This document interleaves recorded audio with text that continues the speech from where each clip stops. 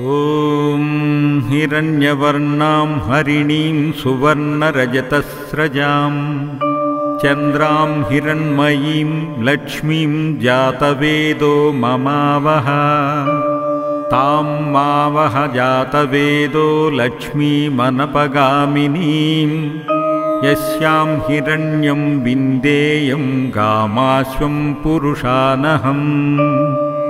अश्वपूर्वां रथामद्यां हस्तिनादप्रबोधिनीं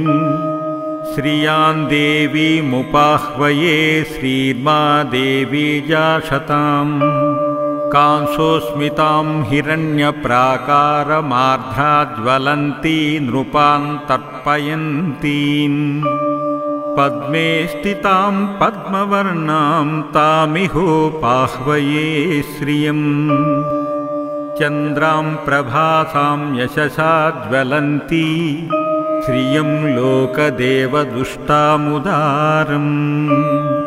तान् पद्मिनीं शरणमहं प्रपद्ये लक्ष्मीर्मे नश्यतान्यां वृणे आदित्यवर्णो तपसोऽधिजातो वनस्पतिस्तव वृक्षोदबिल्वः तस्य फलानि तपसानुदन्तु मायान्तरायाश्च बाह्या लक्ष्मीः उपैतु मां देवसखः कीर्तिच्च मणिना सह प्रादुर्भूतोऽस्मिन् राष्ट्रेऽस्मिन् कीर्तिमृद्धिं ददातु मे क्षुत्पिपासामलां ज्येष्ठ्यामलक्ष्मीर्न्याशयाम्यहम् अभूतिमसमृद्धिं च सर्वं निन्नुद मे गृहात् गन्धद्वारां दुरदर्शां नित्यपुष्टाङ्करीषिणीम् ईश्वरीं सर्वभूतानां तामिहोपाह्वये श्रियम् मनसः काममाकूतिं वाचः सत्यमसीमहि पशूनां रूपमन्नस्य श्रीस्वयुतां यशः कर्धमेन प्रजाभूता मयि सम्भव कर्धमा श्रियं वासय मे कूले मातरं पद्ममालिनीम् आपसृजन्तु स्निग्धानि चिक्लीतवसमे गृहे निच देवी मातरं श्रियं वासय मे कुले आर्द्रा पुष्करिणीं पुष्टिं पिङ्गलां पद्ममालिनीं चन्द्रां हिरण्मयीं लक्ष्मी जातवेदो ममावह आर्द्रां यःकरिणीं यष्टिं सुवर्णां हेममालिनीं सूर्यां हिरण्मयीं लक्ष्मी जातवेदो ममावह मावह जातवेदो लक्ष्मीमनपगामिनीं यस्यां हिरण्यं प्रभूताङ्गो वेदोऽस्यास्वान् विन्देयं पुरुषानहम् यः शुचिः प्रियतो भूत्वा जुहुयादाद्यमन्वहम् श्रियः पञ्चदशर्चञ्च श्रीकामः सततं जपेत् आनन्दकर्धमच्चैव चिक्लीत इषि विश्रुताः ऋषयस्ते त्रयः पुत्रा स्वयं श्रीदेवी देवताः पद्मासने पद्मोरु पद्माक्षी पद्मसंभवे त्वं मां भजस्व पद्माक्षी येन सौख्यं लभाम्यहम् अश्वदायि च गोदायि धनदायि महाधने धनं मे जुषतां देवीं सर्वं कामाञ्च देहि मे पुत्रपौत्रधनं धान्यं हस्त्यस्वादिविगवेरधम् प्रजानां भवसि माता आयुष्मन्तं करोतु माम् धनमग्निर्धनं वायुर्धनं सूर्यधनं वसुः धनमिन्द्रो बृहस्पतिर्वरुणं धनमश्नुते चन्द्राभां लक्ष्मीशानां सूर्याभां श्रियमीश्वरीं चन्द्रसूर्याग्निभां श्रीलक्ष्मीमुपास्महे वैनतेयसोमं पिबतु वृत्रः सोमं धनस्य सोमिनो मह्यं ददातु सोमिनी न क्रोधो न च मात्सर्यं न लोभो न शुभामतिः भवन्ति कृतपुण्यानां भक्तानां श्रीसूक्तं जपेत् सदा वर्षस्तु ते विभावरिदिवो अभ्रस्य विद्युतः रोहन्तु सर्वबीजान्यवब्रह्मद्विषोजहि पद्मप्रिये पद्मिनी पद्महस्ते पद्मालये पद्मतलायताक्षी विश्वप्रिये विष्णुमनोनुकूले तत्पादपद्मं मयि सन्निधत्स्व यशा पद्मसनस्था विपुलकटितटी पद्मपत्रायताक्षी गम्भीरावर्तनाभिः स्तनभरणमिता शुभ्रवस्त्रोत्तरीया लक्ष्मीर्दिव्यैर्गजेन्द्रैर्मणिगणखचितैः स्नापिता हेमकुम्भैः नित्यं सा पद्महस्ता मम वसतु गृहे सर्वमाङ्गल्ययुक्ता लक्ष्मीं क्षीरसमुद्रराजतनयां श्रीरङ्गधामेश्वरीं दासीभूतसमस्तदेववनितां लोकैकदीपाङ्कुरम् श्रीमन्मन्दकटाक्षलब्धविभवः ब्रह्मेन्द्रगङ्गाधरां त्वां त्रैलोक्यकुटुम्बिनीं सरसिजां वन्दे मुकुन्दप्रियाम् सिद्धलक्ष्मीर्मोक्षलक्ष्मीर्जयलक्ष्मी सरस्वती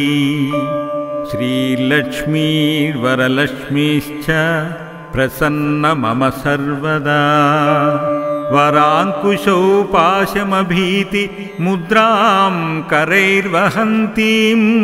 कमलसनस्तां बालार्ककोटिप्रतिभां त्रिनेत्रां भजेऽहं माम्बा माद्यां जगदीश्वरीं ताम् सर्वमङ्गलमाङ्गल्ये शिवे सर्वार्धसाधिके शरण्ये त्र्यम्बके देवी नारायणि नमोऽस्तुते नारायणि नमोऽस्तुते नारायणि नमोऽस्तुते सरसिजनिलये सरोजहस्ते धवलतरां सुखगन्धमाल्यशोभे भगवति हरिवल्लभे मनोज्ञे त्रिभुवनभूतिकरी प्रसीद मह्यम् ॐ विष्णुपत्नीं क्षमां देवीं माधवीं माधवप्रियां विष्णोः प्रियसखीं देवीं नमामच्युतवल्लभाम् ॐ महालक्ष्मी च विद्महे विष्णुपत्न्यै च धीमहि तन्नो लक्ष्मीः प्रचोदयात् श्रीवर्चस्य मायुष्यमारोग्यमाविधात् पवमानं महीयति धनं धान्यं पशुं बहुपुत्रलाभं शतसंवत्सरं दीर्घमायुः ऋणरोगादिदारिद्र्य पापक्षुद्रापमृत्युवः भयशोकमनस्तापा नश्यन्तु मम सर्वदा श्रिये जातश्रिय अनिर्याय श्रियं वयोजरितृभ्यो ददातु श्रियं वसाना अमृतत्वमायान् भजन्ति सज्जः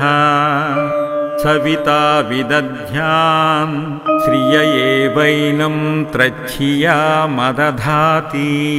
सन्ततं ऋचा वशकृत्यं सन्धत्तं सन्धीयते प्रजाय पशुभिः य एवं वेद ॐ महादेव्यै च विद्महे विष्णुपत्न्यै च धीमहि तन्नो लक्ष्मीः प्रचोदयात्। ॐ शान्ति शान्ति शान्तिः।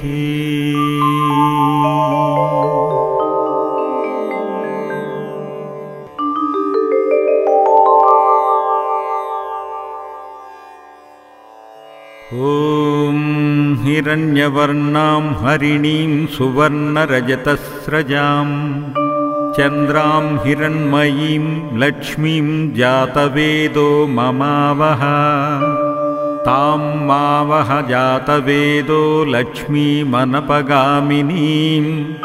यस्यां हिरण्यं विन्देयं गामाश्वं पुरुषानहम् अश्वपूर्वां रथामद्यां हस्तिनादप्रबोधिनीं श्रियां देवीमुपाह्वये श्रीर्मा देवी जाशतां कांसोऽस्मितां हिरण्यप्राकारमार्ध्राज्वलन्ती नृपान् तर्पयन्तीं पद्मे स्थितां पद्मवर्णां तामिहोपाह्वये श्रियम् चन्द्रां प्रभासां यशसा ज्वलन्ती श्रियं लोकदेवदुष्टामुदारम् तान् पद्मिनीं शरणमहं प्रपद्ये लक्ष्मीर्मे नश्यताम्यां वृणे आदित्यवर्णो तपसोऽधिजातो वनस्पतिस्तव वृक्षोदबिल्वः तस्य फलानि तपसा नुदन्तु मायान्तरायाश्च बाह्या लक्ष्मीः उपैतु मां देवसखः कीर्तिच्च मणिना सह प्रादुर्भूतोऽस्मिन् राष्ट्रेऽस्मिन् कीर्तिमृद्धिं ददातु मे क्षुत्पिपासामलां ज्येष्ठ्यामलक्ष्मीर्न्याशयाम्यहम् अभूतिमसमृद्धिं च सर्वं निन्नुद मे गृहात् गन्धद्वारां दुरदर्शां नित्यपुष्टाङ्करीषिणीम् ईश्वरीं सर्वभूतानां तामिहोपाह्वये श्रियम् मनसः काममाकूतिं वाचः सत्यमसीमहि पशूनां रूपमन्नस्य श्रीस्वयुतां यशः कर्धमेन प्रजाभूता मयि सम्भव कर्धमा श्रियं वासय मे कूले मातरं पद्ममालिनीम् आपसृजन्तु स्निग्धानि चिक्लीतवसमे गृहे निज देवी मातरं श्रियं वासय मे कुले आर्द्रा पुष्करिणीं पुष्टिं पिङ्गलां पद्ममालिनीं चन्द्रां हिरण्मयीं लक्ष्मी जातवेदो ममावह आर्द्रां यःकरिणीं यष्टिं सुवर्णां हेममालिनीं सूर्यां हिरण्मयीं लक्ष्मी जातवेदो ममावह मावह जातवेदो लक्ष्मीमनपगामिनीं यस्यां हिरण्यं प्रभूताङ्गो वेदोऽस्यास्वान् विन्देयं पुरुषानहम् यः शुचिः प्रियतो भूत्वा जुहुयादाद्यमन्वहम् श्रियः पञ्चदशर्चञ्च श्रीकामः सततं जपेत् आनन्दकर्धमच्चैव चिक्लीत इषि विश्रुताः ऋषयस्ते त्रयः पुत्रा स्वयं श्रीदेवी देवताः पद्मासने पद्मोरु पद्माक्षी पद्मसंभवे त्वं मां भजस्व पद्माक्षी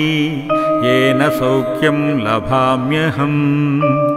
अश्वदायि च गोदायि धनदायि महाधने धनं मे जुषतां देवीं सर्वं कामाञ्च देहि मे पुत्रपौत्रधनं धान्यं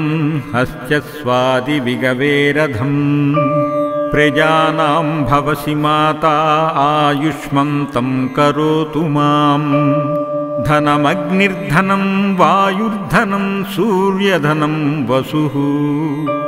धनमिन्द्रो बृहस्पतिर्वरुणं धनमश्नुते चन्द्राभां लक्ष्मीशानां सूर्याभां श्रियमीश्वरीं